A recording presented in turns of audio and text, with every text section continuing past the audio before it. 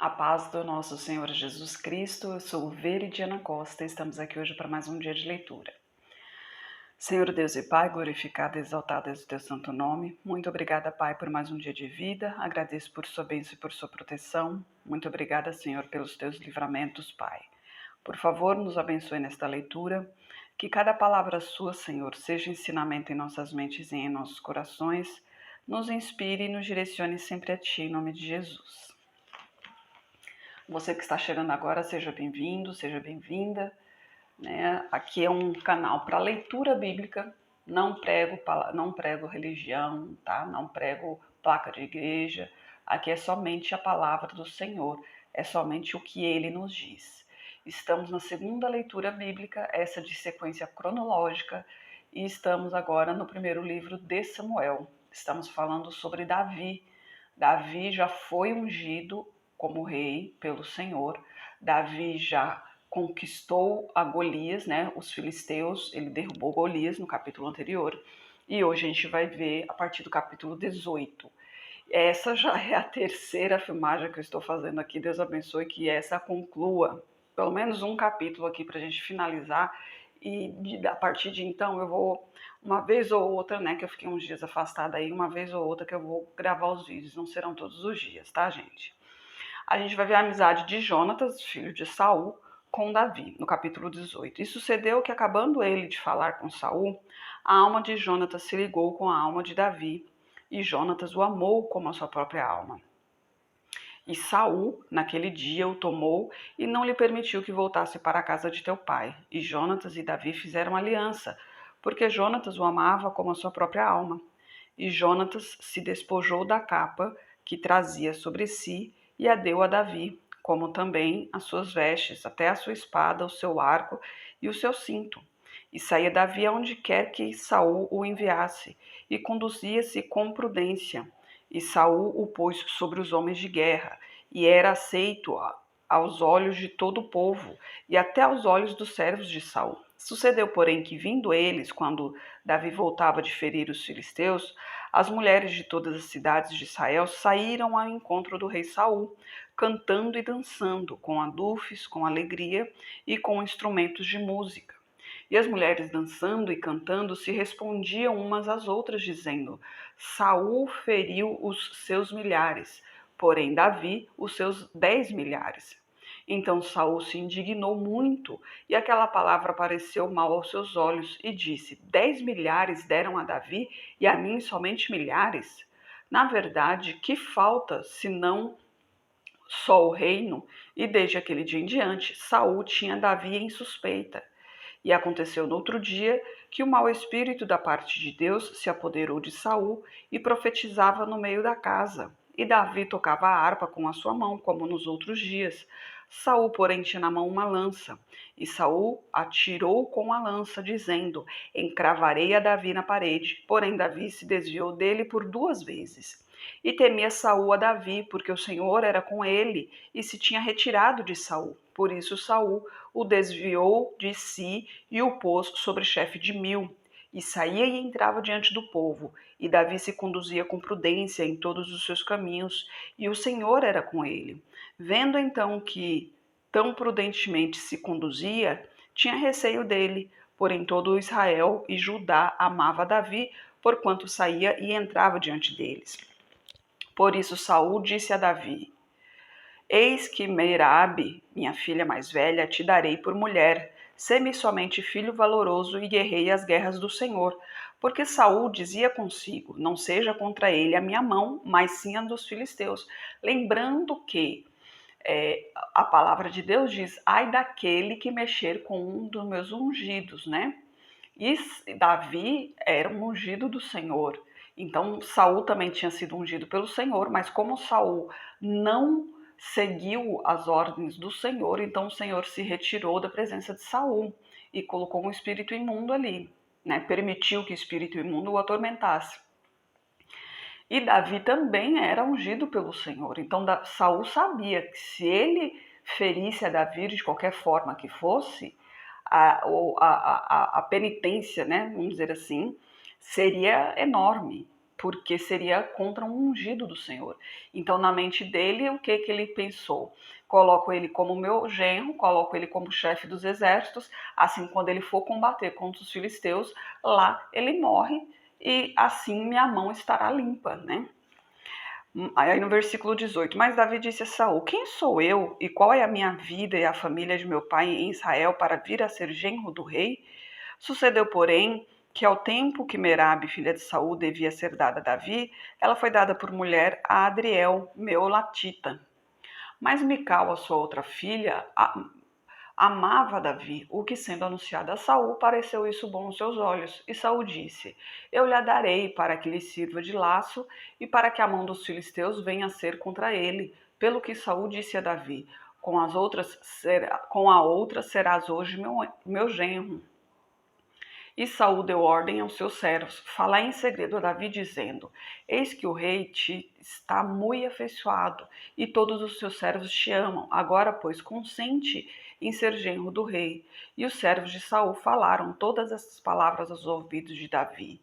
Então Davi disse, parece-vos pouco aos vossos olhos ser genro do rei, sendo eu homem pobre e desprezível? Olha só a humildade de Davi, né? E os servos de Saul lhe anunciaram isto, dizendo, foram tais as palavras que falou Davi. Então disse Saul, assim direis a Davi, o rei não tem necessidade de dote, senão de 100 prepúcios de filisteus, para se tomar vingança dos inimigos do rei, porquanto Saul tentava fazer cair a Davi pela mão dos filisteus. Naquela época, o casamento era assim. O homem dava o dote ao pai da mulher para que se casasse com ela, né? O dote normalmente, como não havia dinheiro em espécie, então normalmente, aliás, tinha ouro e prata na época, né? Mas eles davam ouro, prata, animais, coisas do tipo, né? Tudo de valor servia como dote. E Davi, sendo de uma família pobre, obviamente não teria dote para isso, né? Então, Saul, a astúcia do demônio, né? Saul pediu para que ele matasse 100 filisteus. E ali ele seria o dote pela filha, né? Achando que com isso, quando ele fosse combater com os filisteus, ele fosse morto ali perante aquela guerra. Então Davi se levantou, e anunciaram seus servos estas palavras a Davi. E este negócio pareceu bem aos olhos de Davi, de que fosse genro do rei. Porém ainda os dias não se haviam cumprido. Então Davi se levantou, partiu com seus homens e feriu dentre os filisteus 200 homens. E Davi trouxe os seus prepúcios e os entregou todos ao rei, para que fosse genro do rei. Então Saul lhe deu por mulher a sua filha. E viu Saul e notou que o Senhor era com Davi, e Mical, filha de Saul, o amava. Então Saul temeu muito mais a Davi, e Saul foi por todos os seus dias inimigo de Davi. E saindo os príncipes dos filisteus à campanha, sucedia que Davi se conduzia com mais êxito do que todos os servos de Saul. Portanto, o seu nome era muito estimado. Não vou prolongar o vídeo para não correr o risco de parar no meio de novo, gente. Então, mas olha só que interessante aqui, né? Davi, o que Davi fez contra Saul? Nada, nunca fez nada, pelo contrário, só ajudou a Saul. Ele tinha Saul em autoestima, né? Inclusive, a Jonatas, seu filho, ele tinha como seu próprio irmão, né? Como carne de sua carne.